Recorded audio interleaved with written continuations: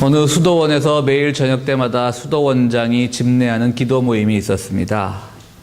그런데 원장이 늘 기도를 할 때마다 들고양이, 그러니까 떠돌이 고양이죠. 한때는 우리가 도둑고양이라는 표현 썼는데 요즘 그런 애완동물들한테 도둑이란 말 쓰지 않으니까요. 그 떠돌이 고양이가 와서 자꾸 그 기도실 밖에서 야옹야옹 울어대는 겁니다. 그 특히 수도원 같은 데서 드리는 기도는 침묵 기도가 많은데요. 영 신경이 쓰이는 거죠. 또 어떻게 신경이 쓰냐면 어느 날 또 이 떠돌이 고양이가 오지 않으면 사람들이 기도하다가 오늘은 왜 조용하지? 또 신경이 쓰이는 거예요. 울면 우는 대로 신경이 쓰이고 울지 않으면 나타나지 않는 대로 신경이 쓰입니다. 이래저래 기도에 방해가 됩니다. 고양이 울음 때문에 수도사들이 기도를 하지 못하게 되었습니다. 그래서 하는 수 없이 수도원장이 명령을 내렸습니다. 사랑을 실천하는 수도원이기 때문에 고양이를 뭐 죽일 수도 없는 것이고 잡아다 다른 곳에 버릴 수도 없는 것이고 기도 시간만 되면 이 기도 예배실과 멀리 떨어져 있는 나무에다가 올리브 나무에다가 이 고양이를 잠시 묶어두는 것으로 수도원장이 이렇게 해법을 제시를 했습니다. 그래서 사람들은 기도 시간이 되면 그 고양이를 기도실과 멀리 떨어져 있는 올리브 나무에 묶어두었습니다. 수도사가 세상을 떠났습니다. 수도원장이 수도사들끼리 또 모여서 기도를 드립니다. 그런데 사람들은 여전히 그 고양이를 올리브 나무에 묶어둡니다. 얼마 후에 고양이마저 늙어 죽었습니다. 그러자 사람들은 다른 고양이를 잡아다가 기도 시간이 되면 그 올리브 나무에 묶어놓고 기도를 드립니다.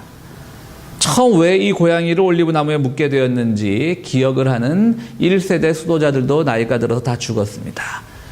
그러자 그 차세대 수도자들은 또 고양이를 잡아다가 묶어둡니다. 사람들이 의아해서 물어봅니다. 왜 그렇습니까? 이것이 우리 기도의 전통입니다. 그런데 또 그 동네 고양이들도 다 죽었습니다.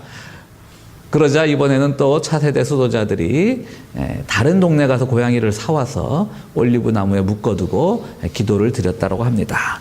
결국은 그 수도원의 전통은 꼭 기도 시간마다 고양이 한 마리를 올리브 나무에 묶어두어야만 그들의 기도가 응답받는 것으로 그렇게 착각을 했다고 합니다. 이 간단한 이야기는 우리들에게 무엇을 가르칩니까? 우리는 많은 기도 생활을 하고 있는데요. 우리 기독교인들에게 있어서 기도는 정말 영혼의 호흡과 다름없는 매우 중요한 것인데 또 기도뿐 아니라 우리의 모든 신앙생활은 이처럼 우리가 알지 못하는 그런 잘못된 습관에 의해서 인도되는 것이 아닌가. 우리는 기도를 드릴 때 정말 바른 기도를 하고 있는지, 우리의 신앙생활은 허상에 잡혀 있는 것은 아닌지, 왜 이것을 해야 되는지 모르고 전통이니까, 예전부터 내려왔으니까, 이렇게 하는 것이 옳다고 사람들이 해왔으니까 이런 생각을 가지고 하는 것들은 없는지 오늘 우리가 함께 생각해 보기를 원합니다. 우리가 특별히 올해 들어서 기도하는 교회가 되도록 다짐하면서 중보기도 사역을 시작했는데요. 여러분에게 나눠진 유인물을 기념하면서 오늘 기도에 대한 설교를 준비해 보았습니다. 오늘 사도 바울은 에베소 교회에 보내는 편지를 통해서 참 기도를 어떻게 드려야 되는지를 우리들에게 가르쳐주고 있습니다. 에베소 지역은 그 지역에는 그 아르테미스라고 하는 여신을 섬기는 그런 신앙 풍토가 있는 지역이었습니다. 사도행전에 보면 에베소 지역을 방문했을 때 사도 바울이 에베소 주민들에 의해서 감옥에 넘겨지는 일도 있었는데요. 그 이유는 뭐냐면 그 아르테미스 여신상을 팔던 사람들이 사도 바울이 와서 새로운 기도를 가르쳐 주니까 또 그 기도가 막 효과를 보고 응답을 얻기 시작하니까 사람들이 아르테미스 여신상을 가지고 기도하는 것을 더 이상 하지를 않는 거예요. 그러다 보니까 얼마나 그 에베소 지역에 그 여신상을 집에다 모셔놓고 기도하는 이 습관이 많았냐 하면은 그 여신상들이 여신상을 팔는 장사들이 장사가 안 되는 거예요. 그러니까 이 사도 바울을 고발을 한 거예요. 저 사람 우리 영업방해다. 일종의 그런 거죠. 그래서 감옥에 갇힌 적도 있는 겁니다. 그만큼 그 에베소 지역은 이상한 그런 신앙과 기도의 풍습이 있던 것인데요. 그러니까 기독교인들도 그 지역의 에베소 교회 교인들도 자기들도 알게 모르는 사이에 그 습성에 물들어 있는 거예요. 굳이 그들이 아르테미스 여신상까지는 갖고 기도하지 않았지만 뭔가를 자꾸 주술적인 기도를 드리려고 하고 마치 정말 고양이를 묶어두는 것과 같은 그런 어이없는 행동을 자꾸 하고 하니까 사도 바울이 이 지역 주민들, 교인들에게 새로운 기도, 바른 기도를 가르쳐주고자 했던 것이죠. 그것이 오늘 우리가 함께 읽은 에베소서의 내용인데요. 오늘 우리는 그 에베소서 말씀을 통해서 어떤 기도가 참된 기도인지 그것을 함께 생각해 볼 수가 있습니다. 첫 번째는 오늘 에베소서에서 사도 바울은 우리들에게 이렇게 얘기합니다. 속사람의 강건함을 위해서 기도하라.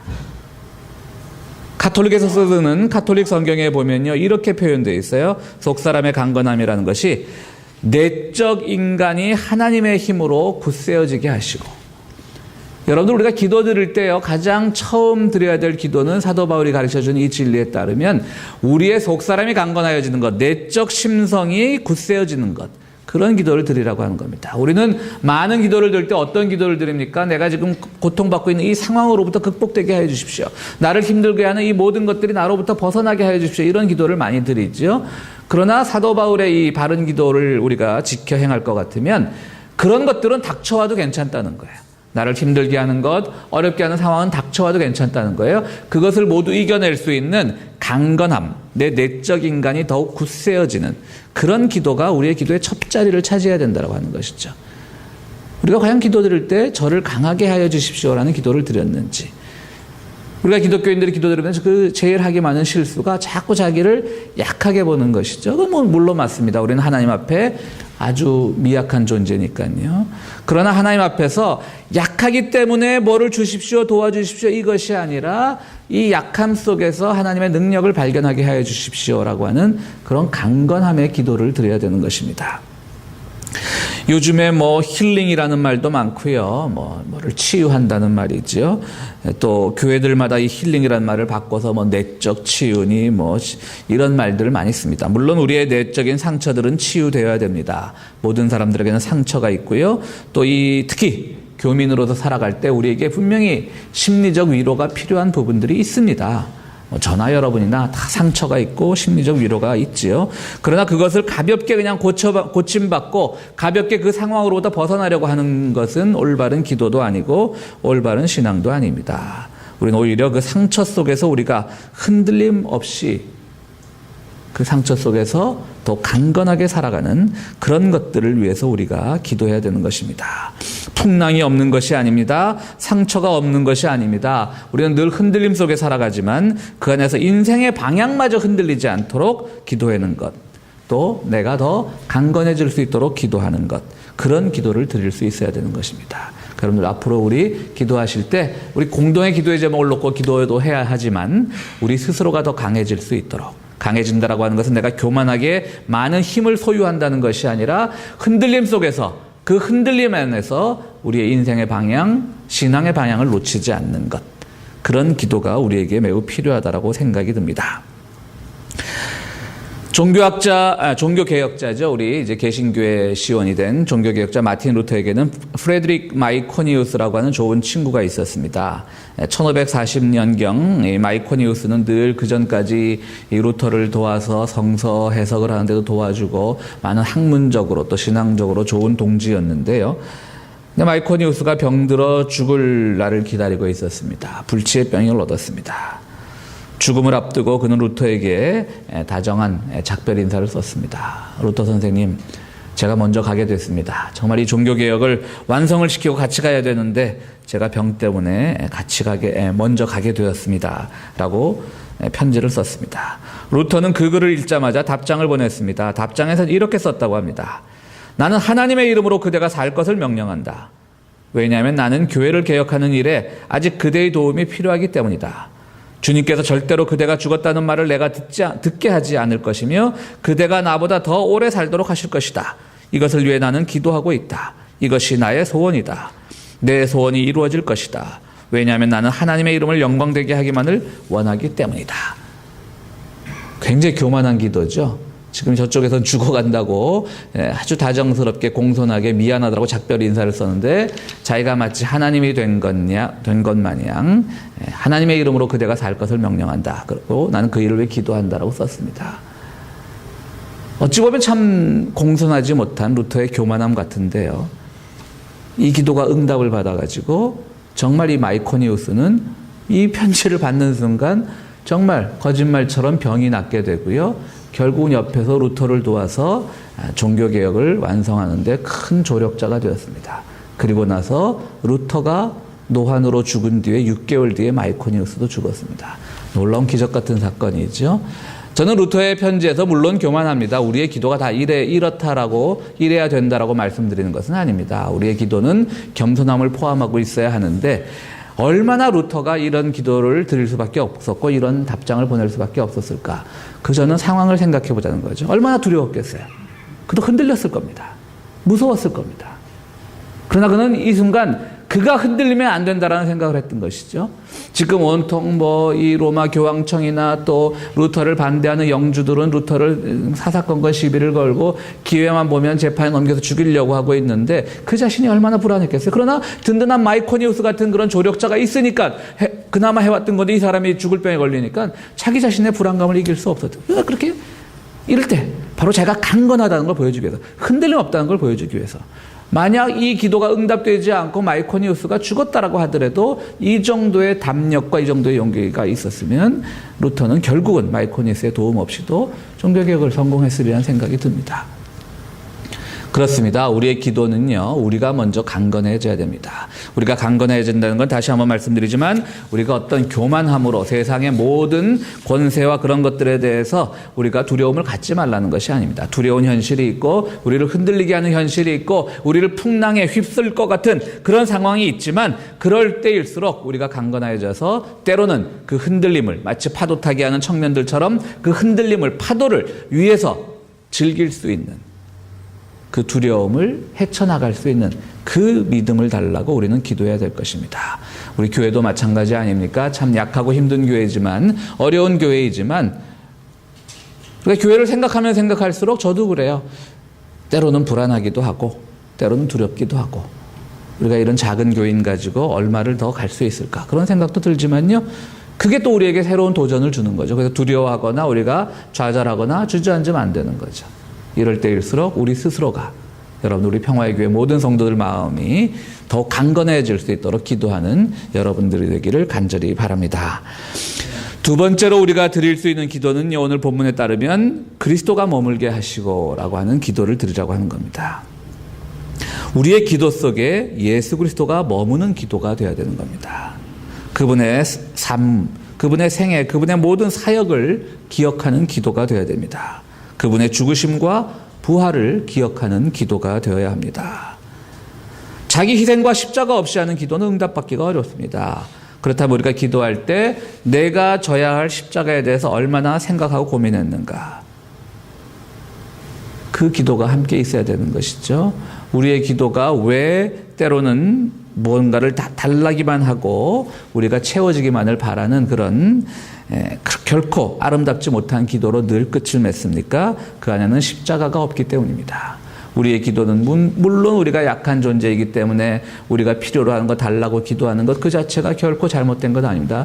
없으면 달라고 기도해야 되고, 건강이 약할 때 회복시켜 달라고 기도해야 되고, 슬플 때 위로해 달라고 기도해야 되는 것 당연하지만 우리가 그런 기도만을 하다가 자꾸 우리가 놓치는 부분이 뭐냐면 그리스도가 머물 수 있는 기도, 즉 십자가의 정신이 머물 수 있는 기도가 되어야 되는 거예요. 나의 희생과 나의 양보와 나의 겸손함이 함께 있는 기도가 되어야 되는 것입니다. 우리는 미국 살다 보면 한국에 여행을 가다 보면 가족이 있는 경우는 친지 집에 머물기도 하고 또 친구 집에 머물기도 하고 가족 집에 머물기도 하고 또 때로는 또 한국이나 어디서 또 우리 미국에 살고 다니러 온 분들을 위해서 우리가 접대하기도 합니다. 우리가 누군가의 집에 갔을 때 접대를 받거나 또 누군가가 우리 집에 왔을 때 우리가 접대를 할 때 우리가 참 좋은 사이이기 때문에 이렇게 접대하고 재워줄 수 있는 거죠. 그러면 우리는 늘 그렇게 얘기를 합니다. 그렇게 얘기를 듣기도 하고요. 그냥 자기 집처럼 생각하고 편안하게 있다 가십시오. 여러분들 그런 경험들 많으시죠? 한국에 가셔서 혹시라도 정말 가족인데도, 정말 친지인데도 그 집에 머물 때 정말 내가 주인인 것처럼 편안하게 머물 수 있는가? 그렇게 되지 않잖아요. 그분들이 주인들이 성심성의를 다 안 해서가 아니고 또 그분들이 이렇게 나쁜 마음을 가지고서도 아니고 그냥 그분들은 정말 진심으로 우리에게 잘 베풀어 주려고 하고 편안히 계시다 가십시오라고 함에도 불구하고 우리는 뭔가 불편한 거 있어요. 그죠? 가족이라고 할지라도. 안 그러세요? 저만 불편한가요? 그러시죠? 그런 게 있습니다. 그러니까 저희 좀 경제적 여유가 되면 한국에 뭐 친지가 있어도 그냥 호텔에서 지내는 분들도 있고요. 호텔이 왜 편하냐면 돈이라는 것을 지불했기 때문에 그 순간만은 내가 주인이 될 수 있기 때문에 그런 것이죠. 레이 프리차드라고 하는 신학자가 이런 집주인의 이 집에 찾아온 손님을 비유로 들어서 기도를 설명을 합니다. 주님이 머물 수 있는 기도는요, 우리가 다 신앙생활을 하기 때문에, 우리가 그리스도를 주로 고백하기 때문에 우리가 기도를 하면서 이런 마음은 가진다는 거예요. 그냥 집주인처럼 생각하고 편안하게 지내다 가십시오. 굉장히 우리의 마음은 선한 것 같고 굉장히 손님을 배려하는 것 같지만 그 말 속에는 어떤 함정이 숨어 있냐면 그리스도를 손님으로만 생각한다는 거죠. 빨리 머물렀다 빨리 가십시오라는 거죠. 적어도 그분이 머무는 순간은 우리가 진심인 거예요. 위선이 아닌 거예요. 정말 편안히 내 마음속에 거하다 가십시오라고 하는 것이죠. 그런 기도는 잘못된 기도라고 레이 프리차드는 얘기합니다. 뭐냐면 내가 주인이 아니라 그리스도가 내 마음의 주인이 돼서 내 기도를 대신한다는 그 마음을 가지고 기도하라는 뜻인 거예요. 그러니까 내가 손님을 모신다는 의미로 그리스도를 내 안에 모시는 기도는 기도가 아니라고 하는 것이죠. 그것은 그리스도가 대신하는 기도예요. 그렇기 때문에 우리가 당연히 기도 끝마무리에 예수 그리스도 이름으로 기도합니다라고 하는 것은 내 기도의 모든 내용이 그리스도가 행한 기도라는 그런 의미를 담고 있는 것이죠. 그런데 과연 우리의 기도가 그럴까? 우리가 이 기도 사역을 시작하는데 너무 어렵게 말씀하시면 또 귀찮아서 기도 안 해 라고 하실까 봐 걱정은 드는데요. 내가 드린 모든 기도가 그리스도도 함께 기뻐할 수 있는 기도인가 라는 생각을 하라는 겁니다. 그리스도가 내 안에 머물게 하라는 건요. 누구나 다 간절한 기도의 제목을 갖고 있지만 그 기도가 정말 주님께서 그대로 나를 위해 드릴 수 있는 기도의 내용을 우리가 가지고 있는가? 정말 내가 이 기도를 드렸을 때 예수님께서도 함께 기뻐하실 수 있는가? 그 기도를 드리라고 하는 겁니다. 그게 바로 주님께서 말씀하시는 그리스도께서 거하는 기도의 내용인 겁니다. 집에 우리 젊은 사람들 집에 어른들이 오면 어머니가 온다거나 방문하면 젊은 사람들 바쁘게 청소도 못하고 살다가 그래도 어머니가 오면 낮에 심심들 하시니까 집도 깨끗하게 닦아놓고 치워놓고 그런 경험들이 있으시잖아요. 레이 프리차드 또 이런 얘기도 해요. 그렇게 예수님이 와서 너희 마음을 깨끗하게 닦아놓고 치워놓고 거기에 만족하지 말라는 것이죠. 그분이 주인이 되게 받아들이라고 하는 겁니다. 오늘 우리가 교동문으로 읽은 말씀도 바로 그 말씀입니다. 요한계시록에 보면 주님께서 우리의 문을 두드립니다. 내가 잠시 머물러 가겠습니다 두드리는 것이 아니라 그 문을 열어주어서 지금 그 주님을 우리가 주인으로 받아들이는 기도, 즉 그리스도가 내 삶에 머물 수 있는 기도를 드리는 그런 신앙생활을 하는 올 한 해가 되기를 간절히 바랍니다. 세 번째로 기도는 바로 예수님을 아는 기도입니다. 오늘 또 말씀해 보면 그리스도의 사랑의 너비와 길이와 높이와 깊이가 어떠한지를 알 수 있는 그런 기도를 드리라고 우리에게 말씀을 합니다. 넓이와 길이는 뭡니까? 이거는 수평적 체험이죠. 그러니까 주님을 우리가 기도하면서 더 예수님을 알아가야 되는데 그분이 보여줬던 넓이와 길이라고 하는 수평적 체험을 우리가 함께 체험하자는 거예요. 그분은 얼마나 넓었습니까? 때로는 죄인들과 창기들과 바리새파들과 모든 사람들을 다 품을 수 있는 기도를 드렸어요. 또 그 사랑도 굉장히 길죠. 그걸 다 우리가 알려는 거예요. 예수님을 알아가는 기도를 하는 거예요. 그분은 참 넓었구나. 내가 누군가를 막 미워가지고 막 기도하는데 그분을 용서해 주십시오. 그 사람을 내가 용서할 수 있는 마음을 나에게 주십시오라고 막 기도하는데 예수님의 사랑의 넓이와 길이를 더 알다 보면 그 기도가 어떤 기도로 변하겠어요? 그를 미워했던 나를 용서해 주십시오라는 기도를 우리가 하게 되는 것이죠. 즉 그분의 사랑을 기억한다면 우리 마음에 미움조차 없어야 되는 거죠. 근데 우리는 한때 미워했거든요. 그래서 용서하기를 원합니다 기도하지만 궁극적으로 그 기도는 어떤 기도가 되어야 되냐면 그를 미워했던 나 자신을 용서해 주십시오라는 기도가 되어야 되는 거예요. 그게 그리스도를 알아가는 기도의 한 예가 될 수가 있습니다. 또 깊이와 높이는 뭡니까? 높이는 저 위로 가는 것이고 깊이는 저 밑으로 내려가는 겁니다. 이거는 수직적 체험이라고 할 수가 있어요.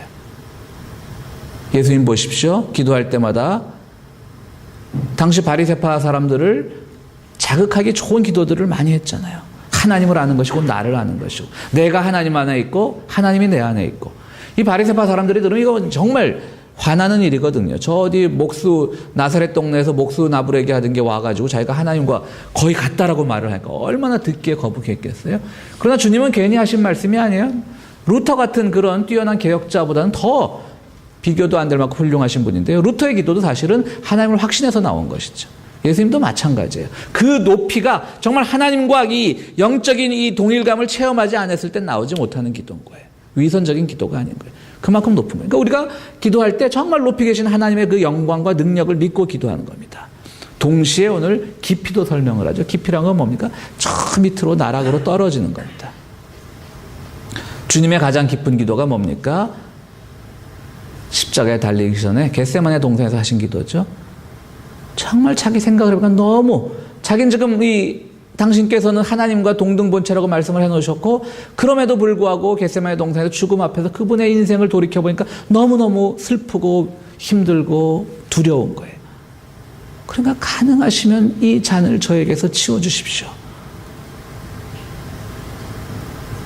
섣불리 깊이가 없는 사람들이 주님 시킨 대로 다 하겠습니다 그렇죠. 예수님 그러시지 않으셨어요. 이 잔을 나에게 치워주십시오. 깊이 있는 자기 성찰에서 나온 거예요. 우리의 기도는 예수님을 이렇게 알아가는 겁니다. 때로는 하나님의 그 존귀하심에 따라 우리가 모든 것을 맡겨야 되지만 동시에 우리 내면 속의 깊이로 내려가서 우리를 돌아보았을 때 내가 하나님 앞에 정말 가진 두려움 같은 것들을 그대로 잘 표현해냈는가, 이런 마음을 가져야 되는 것입니다. 욥이 힘들어할 때, 구약 성경에 욥이 힘들어할 때 막 고통스러운 기도를 드리니까 하나님께서 이렇게 말씀하시지 않습니까? 내가 땅에 기초를 놓을 때 너 뭐하고 있었는데 아무것도 모르면서 왜 나한테 이렇게 고통을 하소연하느냐. 우리의 기도는 예수님을 아는 기도가 되어야 되는 것입니다. 그것은 지식보다 사랑으로 아는 것입니다. 하나님의 마음을 알고 이웃의 마음을 알 때 우리가 예수님을 알 수가 있는 겁니다. 미국의 그 수족 인디안들은요, 이런 기도를 어려서부터 배운다고 합니다. 그들은 우리가 믿는 그 하나님을 믿는 것은 아니겠지만요, 이렇게 기도한다라고 해요. 우주의 신이시여, 내가 2주일 동안 다른 사람의 신발을 신고 걸어보기 전에는 그 사람을 절대로 판단하지 않도록 도와주십시오라는 기도를 한다고 합니다. 그러니까 남의 신발을 신고 2주일 동안 걸어 다니는 그런 수고를 해야 되는 것이죠. 그렇게 해야만 우리가 다른 사람도 제대로 판단할 수 있다고 하는 것이죠. 남자가 하이힐을 신고 걸어봐야지만 여성들의 그 미를 향한, 외적 미모를 향한 그런 마음도 이해할 수 있을 것 같고요. 큰 신발도 신어보고 때로는 작은 신발도 신어보고 그렇게 함으로써 상대방을 알아가야만 내 마음이 편해진다라고 하는 것이 인디안 수족들의 기도라고 합니다. 우리가 예수님을 알아간다는 것은 바로 이런 것이겠죠. 주님께서 어떤 부분에서 슬퍼하셨고 주님께서 어떤 부분에서 기뻐하셨고 하나님의 마음을 알아가는 그런 기도를 드려야 될 것입니다. 그렇습니다. 우리는 이런 기도를 드릴 때 하나님께서 오늘 우리들에게 말씀하십니다. 사랑을 알게 되는 것이고 우리의 모든 것이 충만해지는 것이고 그리고 우리가 생각하는 것 이상으로 하나님께서 우리를 채워주신다라고 말씀을 하십니다. 그렇습니다. 우리가 올바른 기도를 드릴 때 정말 내 내적 강건함이 더욱 강건하여지고 그리스도가 거하는 기도, 그리고 예수님을 사랑으로 알아가는 그런 기도를 드릴 때 주님께서 우리의 모든 기도를 들으시고 우리에게 더욱더 충만케 하여 주시고 또 우리로 하여금 생각하는 것 이상으로 응답하여 주십니다. 올해 우리 기도의 사역이 시작이 되었습니다. 사랑하는 성도 여러분, 이 기도의 사역을 통해서 정말 우리 교회가 더욱더 성장하고 더욱더 믿음 위에서 든든히 서가는 교회가 되기를 바랍니다. 그 일을 위해서 우리가 드려왔던 기도들도 간절하고 하나님께서 늘 들으셨다라고 믿지만 동시에 오늘 우리 에베소서 말씀을 통해서 보여주었던 이런 올바른 기도의 모습을 통해서 여러분들의 모든 기도가 충만해지고 또 우리가 바라는 것 이상으로 하나님께서 채워주시는 그런 놀라운 은총을 경험하는 올 한 해가 되기를 간절히 바랍니다.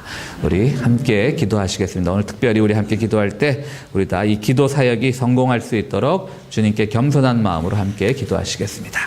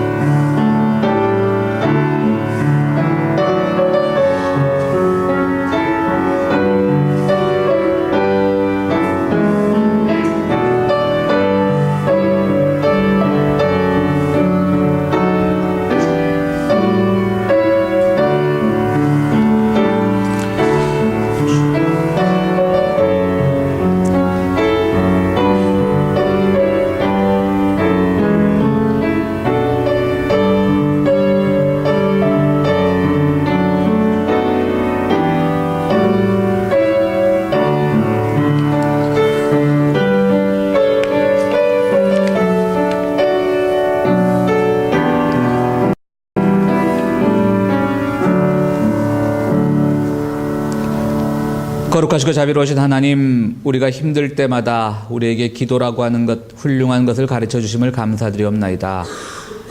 우리의 삶이 외롭고 지칠 때 주님 앞에 기도하게 하심으로 우리가 더욱 강건하여지기를 원합니다.